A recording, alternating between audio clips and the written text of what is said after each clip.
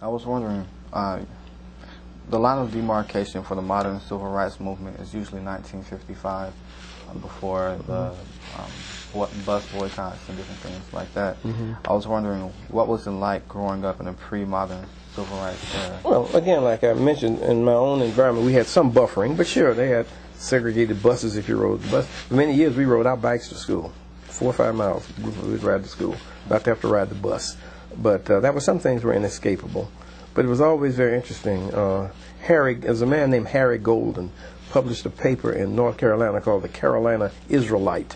And he said, the way you should deal with segregation in the South is just take all the seats out of all the public places. He said, because people go to the post office, they don't have any problem. They go to the grocery store, they don't have any problem. It's when you put chairs in and people sit down that the segregation starts. So no, let me tell you, once again, I had parents who understood the system.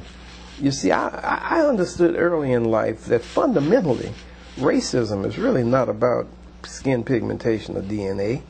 It's about power and control, like feminism, sexism, feudalism, tribalism, oppressive religions. It's about power and control. It's very important that people, especially young people, understand what the system is really like. It's about power. It's about who controls whom. Now, knowing that, I read a book when I was 12, 13 years of age by Frederick Douglass. You may have read it, My Bondage and My Freedom. Have you read that book? Yeah. It's a wonderful book. That was a statement that has stayed with me my entire life. Frederick Douglass said, power concedes nothing without a demand. It never has and it never will. That's a reality. And if you don't understand that, you're in deep trouble. So that said to me very early in my life that I have to put myself in a position where I can make a demand if I want to get anything. And you can only get that. The best way for us to get it was through education. And that's to me, that is where your power comes from. So living in the segregated South, sure, the South is segregated. I have a different view, I think, than a lot of people about the whole racial issue thing. I honestly don't believe there's any race of people that's any better or any worse than anybody else. Caucasians, anybody else.